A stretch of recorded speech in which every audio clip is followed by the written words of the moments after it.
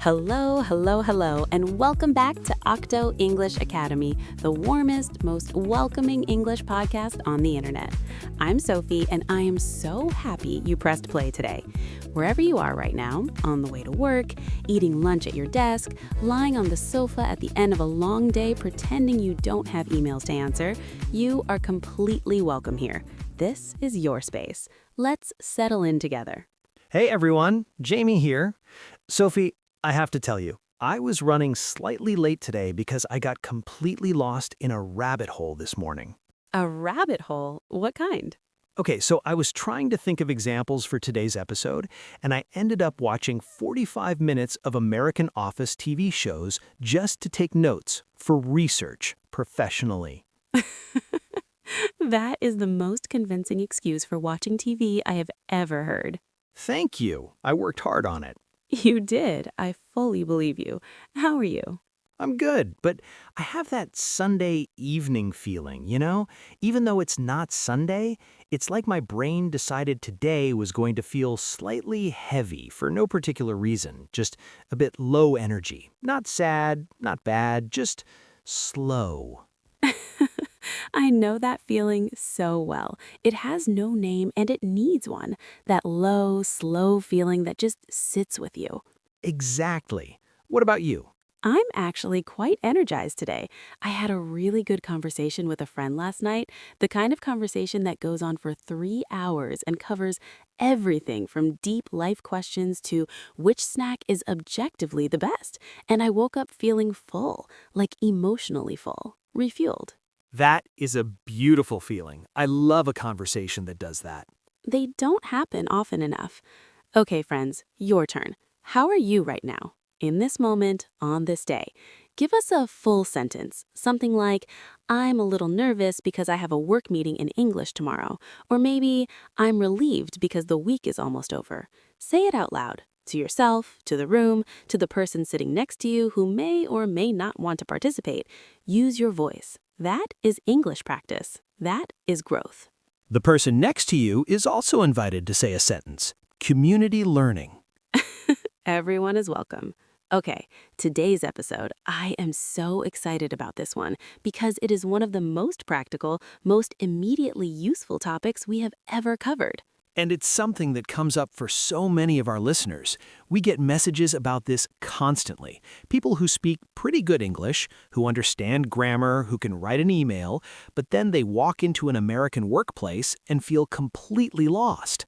Because the English people actually use at work, the real, everyday American office English, is completely different from the English you learned in a classroom or from a textbook. There are phrases that sound completely normal to an American and completely baffling to everyone else. Things people say every single day in meetings, in the hallway, in Slack messages. And if you don't know the phrase, you just smile and hope nobody asks you a direct question. We have all done that smile, that specific smile. Very specific, very tense. So today's episode is called How Americans Really Speak at Work, and we're going to walk through real office conversations, the actual phrases, the idioms, the expressions, and explain them in clear, natural B1 level English. We'll do some mini role plays, we'll explain vocabulary as we go, and by the end of this episode, you're going to recognize phrases you've heard before, but maybe never fully understood. Because that is such a satisfying feeling when something finally clicks, when a phrase you've heard 20 times suddenly makes sense. We want that for you today. It's B1 level, friendly for intermediate learners, and if you're a beginner, also completely welcome. Pause whenever you need to. Rewind. Listen twice. There's no badge for finishing quickly.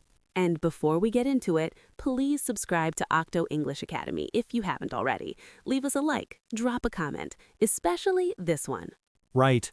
I'm blank from blank, and today I feel blank because blank. Fill in those blanks and let us know you're here. We read every single one. All right, let's start at the very beginning of a workday. You arrive at the office, or you log on if you're working from home, and the first thing that happens is someone greets you. And it's almost never a simple good morning. Right. In America, the standard workplace greeting is very casual and very quick. Something like, hey, how's it going? or what's up, or even just morning with a nod. And here's the important thing. These are not real questions. When an American says, "How's it going?" at 8 in the morning, they do not want a detailed answer. They're just being friendly. The expected response is something equally quick and positive. "Good, you?" Or "Not bad, thanks," or pretty good," said twice for some reason. The double pretty good. It's real. Nobody knows why. It just sounds more sincere. It does somehow. It really does. So if a colleague walks past you and says, "Hey, how are you?" and you stop and say, "Well, actually, I'm quite tired because I didn't sleep well and I'm worried about the project deadline," they will be very surprised. Not because they don't care. They might genuinely care. But the hallway greeting is a social ritual. A ritual is something you do regularly, in a specific way because of tradition or social expectation. The hallway greeting ritual is quick, positive, keep moving. Now, let's talk about meeting culture, because American workplace meetings have their own entire language. Oh, meeting language. This deserves its own episode, honestly. It probably does, but let's cover the essentials. Essential means the most important, the things you really need to know. First, before a meeting even starts, you'll often hear the phrase, "Let's circle back on that." Okay, so circle back, this is a very common American work phrase. It means to return to a topic later, to come back to something. So if you're in a meeting and someone raises an issue that takes too long to solve right now, someone will say, "Let's circle back on that," meaning, let's not get into it now. We'll discuss it again later. It can also be used in emails. "I'll circle back with you on that by Friday," meaning I'll come back to you, I'll follow up with you before Friday. Another very common meeting phrase, let's take this offline. Take this offline. This one confused me for so long. Offline sounds like it means away from the computer, but in a work context, it means away from the current group. So if two people in a meeting with 10 other people, and they start getting into a long discussion that's only relevant to them, someone might say, "Let's take that offline," meaning let's talk about this just the two of us, not in front of everyone, not right now. It doesn't necessarily have anything to do with computers. It just means this conversation doesn't need the whole group. Let's handle it separately. You'll hear it constantly once you know it, constantly. Another one, and this is probably the most famous American work phrase in the world, let's touch base. Touch base. Where does it even come from? Baseball, actually. In baseball, touching a base means making contact with it, checking in. So touching base at work means having a quick check-in with someone, a short conversation to make sure you're both on the same page about something. On the same page. That's another one. Being on the same page means everyone has the same information, the same understanding. If two people have been working separately and they want to make sure their understanding matches, they'll touch base to make sure we're on the same page. Can we do a little mini role play here? Yes, let's do it. I'll be a manager named Karen. You're a new employee. Okay, new employee mode. Slightly nervous. Hey, good morning. How's it going? Good, thanks. You? Pretty good, pretty good. Hey, do you have 5 minutes? I just want to touch base about the Thompson project before the 10 o'clock. Sure, of course. Great. I just want to make sure we're on the same page about the timeline. I know we talked about it last week, but I think some things have shifted. Right, yeah, I was actually going to circle back with you on that. Perfect. Also, in the meeting today, if the pricing discussion comes up, let's try to take that offline. It's getting complicated, and I don't think we need the whole team in that conversation yet. Understood. I'll follow your lead on that. Awesome. See you at 10. And scene. Okay, follow your lead. That's a phrase that came up at the end. What does that mean? I'll follow your lead means I'll do what you do. I'll let you guide the situation, and I'll match your behavior. It's a way of saying, you're more experienced here, I trust your judgment, I'll take cues from you. A cue is a signal, something that tells you what to do next. It's a really respectful, confident phrase for a new employee to use. It shows you're aware that you're new, you're not trying to take over, but you're also engaged in paying attention. And awesome. Americans say awesome constantly about everything.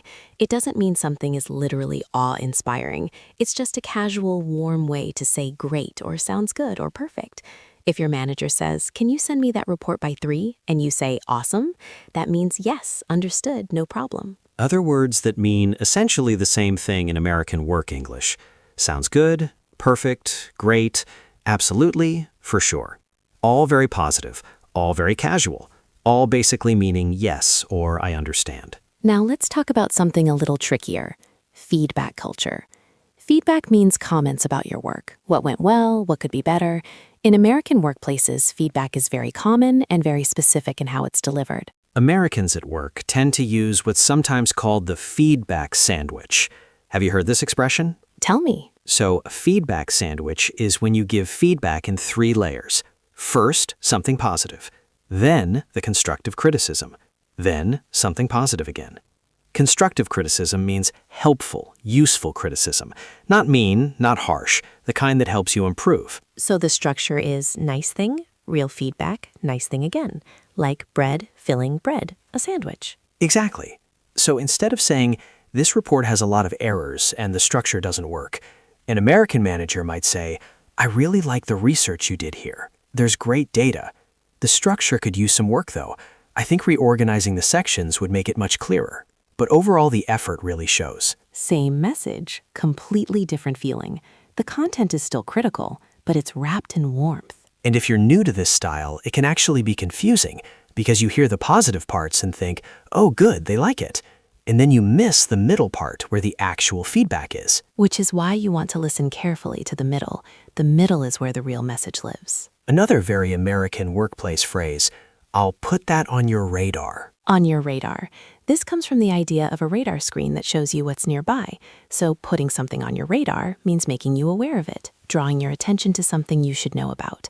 I just wanted to put the budget meeting on your radar. It's coming up next Thursday. You'll also hear heads up, which means basically the same thing. A warning, a notice. Just a heads up, the system's going to be down for maintenance tomorrow morning. No action needed, just be aware. Heads up is wonderfully casual and genuinely useful. You can use it in person, in an email, in a text. Heads up, I'm running 5 minutes late. Simple, natural, very American. Let's talk about a situation that comes up for a lot of people, disagreeing at work. In English, and especially in American work culture, how you disagree matters enormously.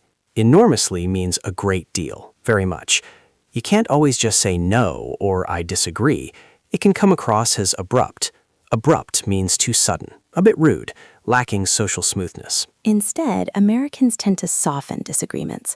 They'll say things like, that's an interesting point. I'm wondering, though, if we've considered. Or, I see where you're coming from, and I want to add a different perspective. I see where you're coming from. That phrase is so useful. It means I understand your point of view. I get why you think that. It doesn't mean you agree, but it shows respect for the other person's thinking before you offer your own. It takes the heat out of a disagreement, the heat meaning the emotional tension. Another soft disagreement phrase. I want to push back on that a little. Push back means to resist or challenge something, but a little makes it gentle. It's honest, you're not pretending to agree, but it's not aggressive. And in meetings, you'll often hear, that's a fair point, but again, acknowledging the other person before presenting a different view. Acknowledging means recognizing, giving credit to. Can we do one more mini role play? A slightly more challenging one? Let's do it. This time, I'm a colleague, not a manager. We're in a team meeting discussing a project. Perfect. Team meeting energy. So I think we should launch the campaign next week. I feel like we've been waiting too long and we need to just move forward. I see where you're coming from. I know we've been working on this for a while. I do want to push back a little though. I'm not sure the website is ready, and if we launch and something breaks, it could really affect the client's trust. That's a fair point. What would you need to feel confident about the launch? Honestly, just 2 more days for testing. I can get you a full update by Wednesday. I'll put it on your radar as soon as I have it. Okay, that works. Let's circle back Thursday morning and make a final call. Perfect. Sounds good. Beautiful. That conversation is so real. And notice what happened. There was a genuine disagreement, but it was handled with respect, with soft language, with clear solutions. Nobody got defensive, nobody got shut down, and they reached a decision together. That is what good workplace English sounds like in America. Not robotic, not formal, not aggressive. Warm, direct, collaborative. Collaborative means working together toward a shared goal. One last thing, emails. Because American work emails have their own culture too. Oh yes, the email opening alone could be its own episode. Americans often open emails with something very warm and casual. Hope you're having a great week, or Happy Friday, or just Hi Sarah, first name, always first name in most American workplaces. The hierarchy, The difference in rank between people is generally less formal in American office culture than in many other countries. Even if someone is your boss's boss's boss, they'll often say, "Call me Mike," or start emails with just their first name. It can feel strange if you're from a culture with very formal workplace communication, but lean into it. Using someone's first name is a sign of warmth, not disrespect in most American work environments. And the email sign-off. Common ones: thanks, best, best regards, talk soon, cheers.